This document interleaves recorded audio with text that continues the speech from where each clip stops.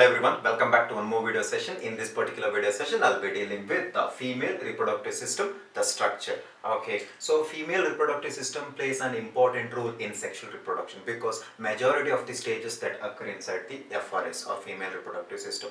See the diagram of this FRS, you have to learn this diagram, you have to learn how to label the diagram also, very important for 5 marks. Either MRS or FRS diagram could be asked in your annual examination, remember it. Okay, so let us see where exactly the female reproductive system is situated. It is situated within the pelvic region and the lower abdomen. Okay, so that is the thing to remember. And let us see what are the FRS consists of, like what are the components of the FRS. The first I'll write here, it consists of a pair of ovaries.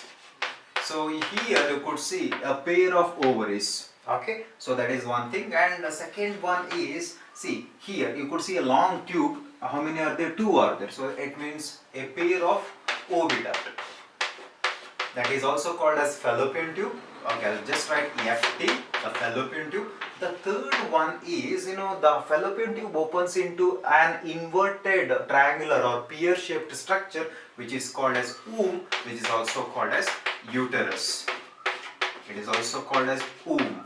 Okay. Then the fourth one is the uterus leads to a small narrow pipe. Actually this particular structure is called as cervical canal and the lining is called as the cervix. Okay, so the fourth one is the cervix. The fifth one is actually the cervix opens into vagina, that is the vagina and the cervical canal makes birth canal. We'll talk about it later. The last one, the sixth one is actually, the external genitalia of the female, which is called as the vulva. This is the external genitalia. External genitalia, that is called as the vulva. And I want to add one more thing that, see, the mammary glands, a pair of mammary glands are also present in the female which are integrated structurally and functionally to support the development of the baby. You know about it, correct? Because the mammary glands are the one which actually produces the milk, which play an important role for providing nutrition to the developing baby. So that means it is also integrated structure of female reproductive system. That's what I have written. The mammary glands, actually a pair of mammary glands. So this is actually all about the components of the FRS. Okay, so we'll see the structure of the ovary. So now we'll talk about the ovary. Ovary is also called as the primary sex organ of FRS. The primary sex organ. Okay, so ovary. How many are there? 2, that is a pair of ovaries are there. Where exactly they are situated? They are situated just below the fallopian tube. Okay, you could see here, actually this is actually the uterus. Towards the right side, one ovary is there. Towards its left side, another ovary is there. That means there is a physical contact between the ovary. What is that physical contact? See, one side of the ovary is attached to the uterus by a ligament. Okay, I'll just write ligament. There is a ligament. Okay, and the back side, you cannot see it now, you are seeing the front side actually. The back side of the ovary is attached to the pelvic bone. You know the pelvic bone, right? So it is attached to the pelvic bone again through the ligament. Okay, so that's actually, as a result, the ovaries are firm in structure. Okay, and see, I'm going to draw the diagram of the ovary. Almost it is oval shape, not exactly oval, it is irregular. I'll draw the another like detailed label diagram of ovary later. Okay, just this is for actually understanding the structure actually. So ovary is normally whitish in color. It is white in color. Okay, why? Because it contains a thin epithelium. Okay, so ovary is covered by thin epithelium, hence it is white or whitish in color. Okay, so the appearance is white. What is there inside this thin epithelium? You see another big thick layer. Actually I'll draw here. This is actually the stroma, which is the largest part of the ovary. We call it as stroma, the largest part, stroma.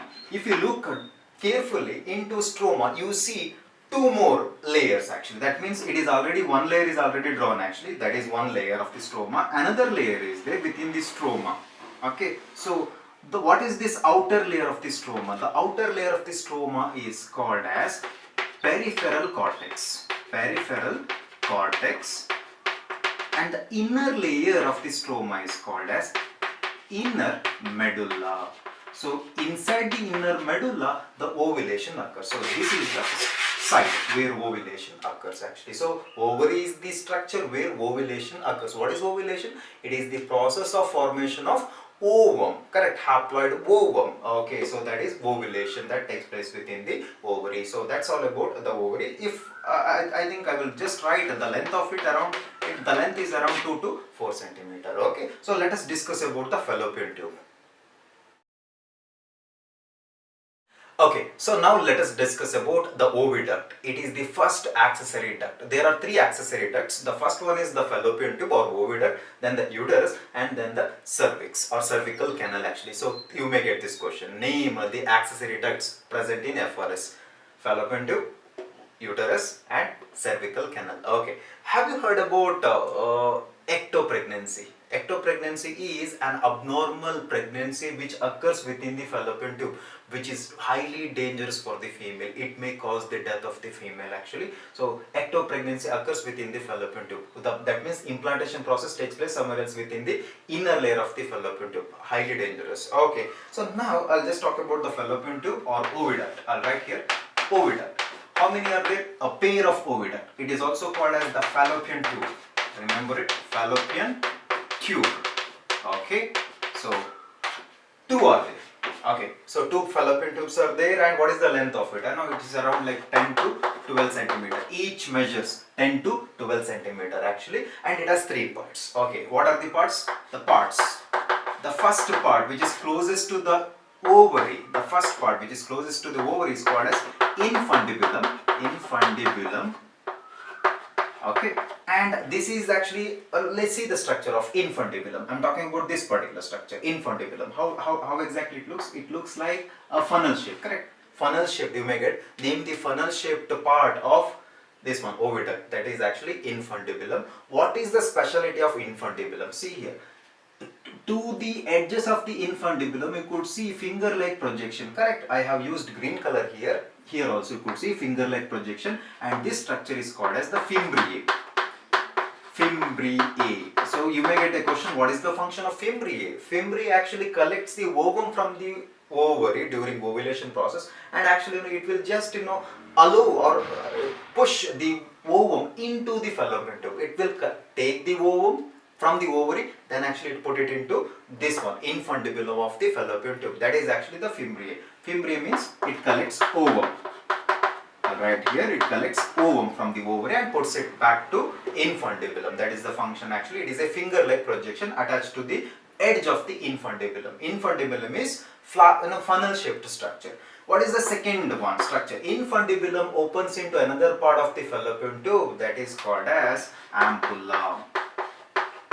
Ampulla is the second part. Ampulla is a wide part, or you may name the widest part of this one, oviduct, that is actually the ampulla. Ampulla leads into a narrow, long pipe actually, that is called as isthmus.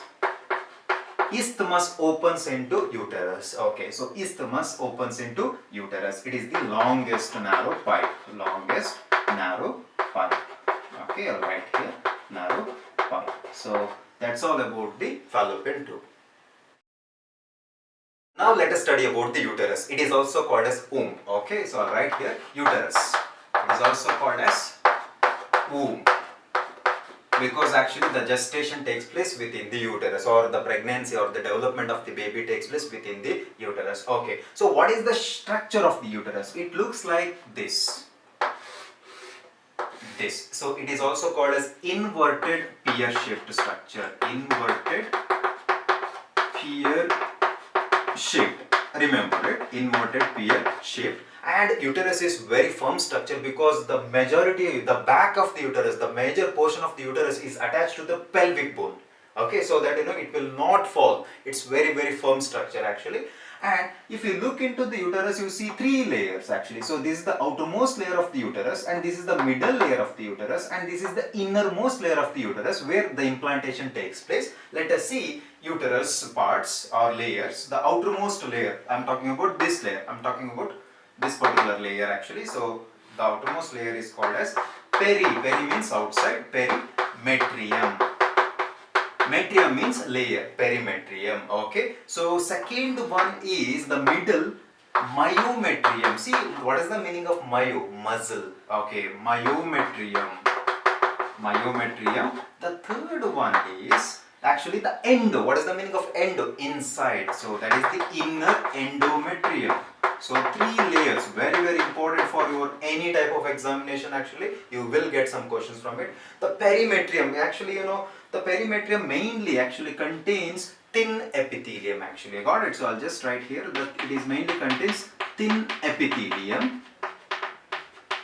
Okay, so then actually the myometrium, myo is there, muscle is there, that means it's very important actually. It is mainly contains smooth muscles. You may get a question, and even the question was asked in 2018 actually in your board examination, annual examination for 1 mark. Name the muscular layer of uterus. The muscular layer is only myometrium, got it? The myometrium made up of smooth muscle and it is thick. Smooth muscle is very thick. You could see here actually the middle layer is thick, correct? You could see here. Whereas the outer layer is thin epithelium. Okay. The endometrium is made up of glands. So it is glandular structure. You may get a question like name the glandular layer of the uterus. Endometrium. So the main specialty of endometrium is it plays a very important role in the menstrual cycle. I will talk about it later. And then myometrium plays a very important in during parturition process. So that means actually it brings the contraction because it is the only layer which is made up of muscle. Other than that, there is no muscle actually, got it? So that means the contraction occurs and the delivery of the baby also occurs. Whereas when the endometrium plays important role in the menstrual cycle, it helps to remove or discharge the blood or some tissues or even the unfertilized womb out of the FRS. Okay, so that's all about the uterus.